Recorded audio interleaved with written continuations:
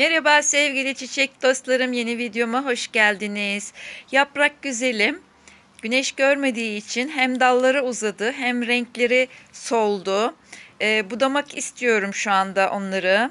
Budayacağım inşallah. Budadıktan sonra çok daha iyi olacaktır. Benim evim konum olarak maalesef ki kuzey cepheye baktığı için öğleden sonraki saatlerde yaz mevsiminde sadece güneş görüyor. Fakat güneşi çok seven bir bitki olduğu için bu şekilde hem boya uzadı hem yaprakları solgun gibi, ne kadar daha çok güneş görürse o kadar daha çok renklenir aslında yaprak güzelimiz ve çok güzel, muhteşem bir bitkiye dönüşür. Kayınvalideme verdiğim yaprak güzelimin renkleri çok güzel oldu. Çünkü evi sabah güneşi görüyor. Konum olarak çok iyi bir yerde konumlandırmış. Gayet güzel büyüyor. Bana bir dal olarak gelmişti bu güzelim. Epey bir budadıkça çoğalttım. Budadıkça daha güzel olur. Bakmayın bu şekilde cılız olduğuna. Yapraklarını da şöyle, alt yapraklarını kesip suya koyacağım ve suda köklenmesini bekleyeceğim. Suda köklendikten sonra ise toprağa alacağım. Çok kolay bir şekilde adapte oluyor. Yalnız burada bir sıkıntı var. Yaprak güzelim bitlenmiş. Yapışmış orayı sıkı sıkı. Bakar mısınız? Korkulu rüyamız bu bitler. Aslında büyümemesinin bu şekilde olmasının sebebi biraz da bunlara bağlı. Bu bitler maalesef ki bitkilerimizi öldürüyor, kurutuyor. Orada gövdede bir tane daha gördüm. Yani bunun böyle olabileceğini hiç tahmin etmemiştim. Çok da fazla sulamıyorum aslında. Bunları dışarı çıkartıp çatıda bit ilacıyla ilaçlayacağım. İlaçladıktan sonra suya alacağım. Bu yapraklar zaten cılız. Çok da fazla var. Yaprak altları da dolu hep bitlerle. Uğraştığına bile değmez aslında bunları tedavi etmeye. Fakat biz bitkilerimizin tek bir yaprağına bile kıyamadığımız için hepsini ilaçlayıp tekrar köklendireceğiz. Diğer bitkiye bakalım. O biraz daha canlı diğerinden. Diğer kardeşinden biraz daha canlı duruyor. Onda da bit var mı bakacağım. Çünkü ikisi yan yana duruyorlardı. Bu şekilde yapraklarda ya da gövdede herhangi bir bit olayıyla karşılaştığımızda etrafında bulunan bütün bitkileri ilaçlamamız gerekiyor. Bütün bitkileri karantinaya almamız gerekiyor önlem amaçlı. Bunun yaprakları diğerinden biraz daha canlı, daha güzel. Bunda var mı? Bitler bakacağız. Uzun dallarını almak istedim bunun da. Bunu da budamak için getirdim buraya aslında. Şuradan uzun dalından bir tane kesip bakacağım şimdi. Bu uzun dallarını hep keseceğim. Evet, bunda da görünüyor bitler. Diğeri kadar çok fazla olmasa da bitlenme bunda da var. Yaprakların altlarında özellikle. Oralara tünemişler ve benim bitkimi yavaş yavaş yiyorlar. Ama ben onların icabına bakacağım şimdi. Yaprak güzeli, bakın şuralarda hep bitler var. Lanet bitler. Onları ilaçlayacağız. Yaprak güzeli bitkimiz bitlenmeye çok müsait. O sebepten mümkün olduğu kadar havadar bir yerde durması gerekiyor. Fakat soğuklara dayanıklı olmadığı için kış mevsiminde mecburen iç mekanda bakıyoruz. Baharda bu kadar çok bitlenmiyor. Yeter ki toprağı sürekli ıslak kalmasın. Tamam, nemi seviyor bir nebze ama toprağı sürekli ıslak kaldığında ve kapalı ortamda kaldığında bitkimiz çok hızlı bir şekilde bitlenebiliyor. Aşırı derecede bitlenmelerde ise maalesef kurtuluş olmuyor. Yaprak güzelimiz dalları uzadıkça budama yaparsak çok daha güzel oluyor ve tek bir dalından bile bütün bir saksıyı doldurma yeteneğine sahip.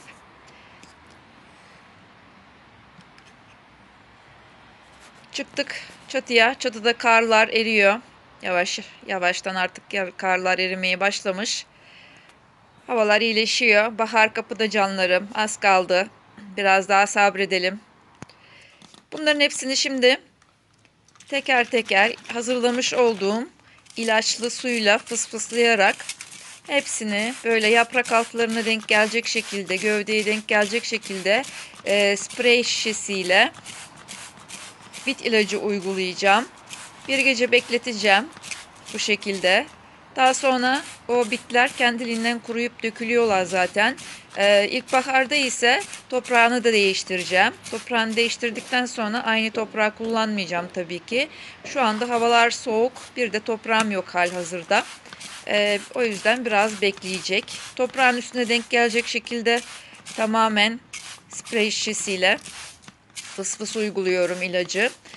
İlacı zirai ilaç bayilerinden tedarik edebilirsiniz. Burada isim marka veremiyorum. Her zirai bayisinin daha önce de bahsettiğimiz gibi kendi farklı ilaçları var. Siz bir tane örnek götürdüğünüzde hasta olan bitkinizle ilgili zaten ziraatçılar orada yardımcı oluyorlar, destek oluyorlar. Ne kadar kullanmanız gerektiğiyle ilgili de bilgiler veriyorlar. O sebepten her ildeki zirai bayi farklı ilaç sattığı için ben ilaç markası vermemeyi tercih ediyorum. Daha doğru olur çünkü. Seyreltmesini ise 1 litre suya bir çay kaşığı gibi uyguluyorum. Artan ilacı da muhafaza ediyorum. Bir yerde atmıyorum. Bu şekilde sprey şişesinde kalıyor. Çocukların erişemeyeceği uzak bir yerde olması gerekiyor. Ayrıca bu ilacı uygularken eldiven ve maske kullanmak çok iyi olur. Bakmayın şu anda eldiven yok elimde benim. Fakat ben ellerimi bu işlemden sonra 5 defa sabunla güzelle yıkayıp dezenfekte edeceğim. Mutlaka eğer ki küçük çocuklarınız varsa onlardan uzak bir yerde açık havada bu işlemi yapmamız gerekiyor. Zehirli bir ilaçtır çünkü. Yani seyreltme suyuna çok az miktarda koysam bile çok etkili bir ilaç. Yıllardır kullandığım bir ilaç. Bakın şurada sıkı sıkı yapışmış gövdeye. Bayağı da büyük. Bu bitlerin annesi zannedersem. Öyle görünüyor. Hepsini altlardan, üstlerden yapraklarını tamamen spreyle ilaçladım. Bütün bitkilerde kullanıyorum bu ilacımı. Hemen fark edildiğinde daha büyük etki gösteriyor. Fakat ileri derecede hastalanmış olan bitkilerde bile etkili bu ilacım. Hiçbir şekilde zarar vermiyor bitkimin yapraklarına. Denedim çünkü.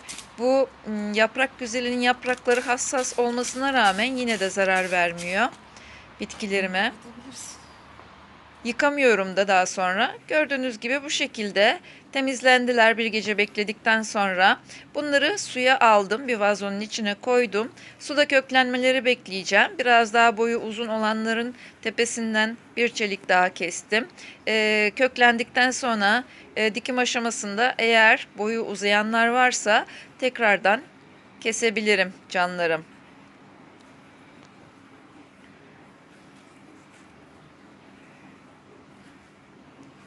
Bunu içeri götüreceğim. Salonda bekleyeceğim köklenmesini. Köklendikten sonra ise toprağa dikeceğiz. Çok kısa bir zamanda adapte oluyor toprağına. Bir menekşe gibi nazlı değil mesela.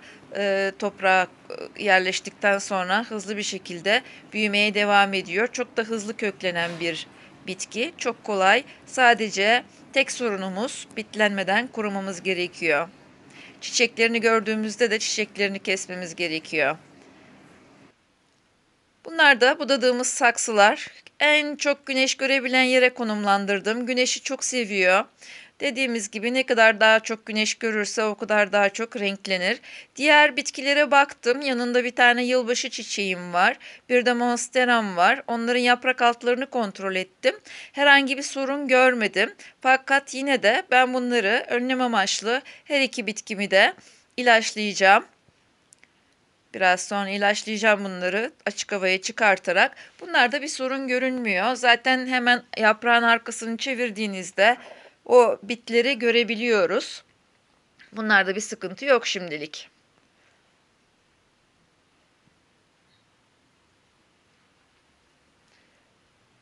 Evet canlarım, bizi izlediğiniz için hepinize çok teşekkür ediyorum. Varsa sorularınız yorumlarda yazabilirsiniz. Denizli'den hepinize kucak dolu selamlar, sevgiler yolluyorum. Bir sonraki videoda görüşmek dileğiyle, sağlıcakla, sevgiyle, hoşça kalın canlarım.